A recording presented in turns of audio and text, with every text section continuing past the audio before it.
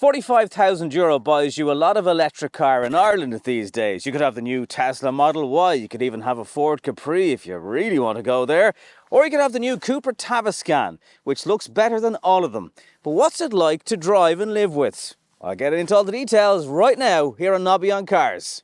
Buy one of these and you need to get used to people looking at you because it's a striking looking vehicle. Right down the nose it has this huge illuminated Cupra badge.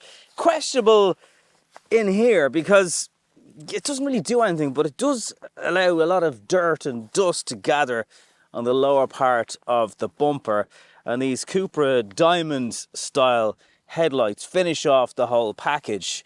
It looks pretty striking. There's a couple of different power output versions. 286 is now the standard with the single motor. There's 340, but the price can jump in a space of almost 30 grand between different models. Cupra are a bit unhinged like that, and then suddenly they'll announce, oh, there's a big jump in price off that car. You might remember the Born VZ I filmed towards the end of 2024.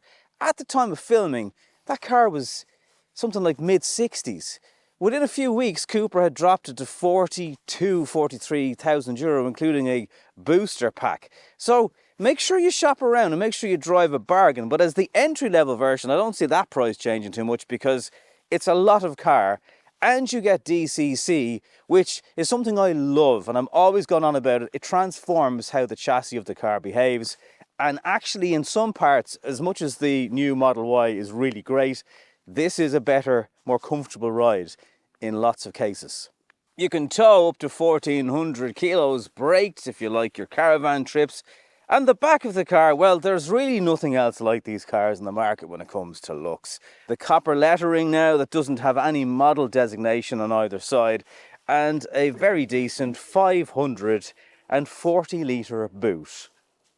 Nothing wrong with it. While a boot in the front essentially doesn't come with the car, there is a little bit of space below the floor for the charging cable at least, so you do get access to all that boot space. And if you want to take that out and just leave it at home, you can drop this a little bit more to get some extra literage up to that total capacity. At the time of filming, because this can change a bit with over-the-air updates, 135 kilowatt DC charging and 11 as standard for those slower on-street chargers. I think Cupra have done a nice job at differentiating what is still a Volkswagen Group car essentially. So they've got their own stamp on it with the backs of the seats, some nice markings on the door cards. That very familiar looking armrest is here, however, with those two cup holders, and there's access to the boot via that little hatch. And you'll be happy enough in the back as well because there's two USB-C charging ports and your own climate control in this version of the car as well. The sharp attention to the detail does follow through with the spine.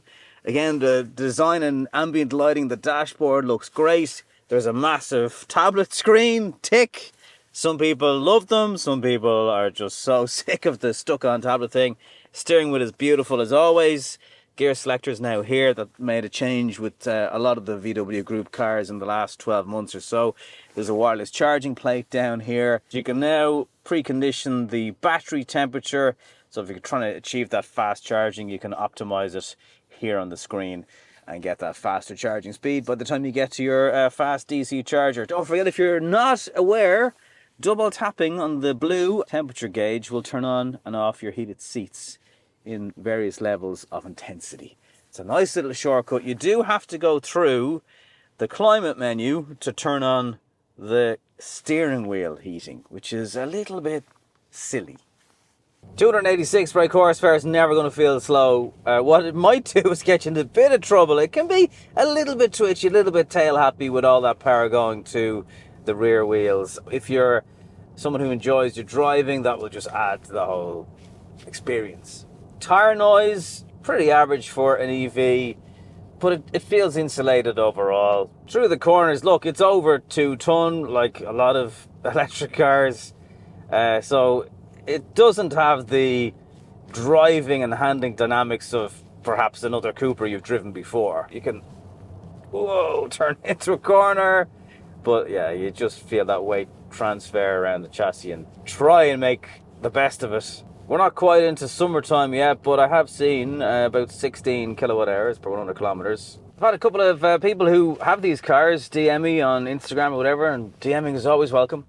They say they're getting 500 kilometers out of a full charge, which is very impressive. As I sit here in now morning commute traffic, having left and driven some amazing mountain roads this morning, it's a striking looking car. It's delivering decent efficiency. The question is, would you like one over a Model Y?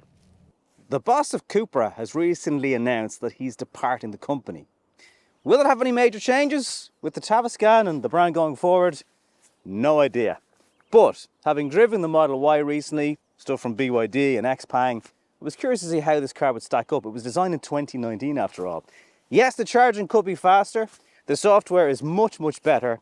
But when it comes to looks, certainly from the VW group, there's not much else out there that can beat the Tavascan. It looks incredible. And with the DCC chassis, I would say in a lot of cases it rides just as well, if not better, than the new Model Y. So let me know what you think in the comments down below. Thank you very much for coming with me this far in the video today, and I'll see you in the next one.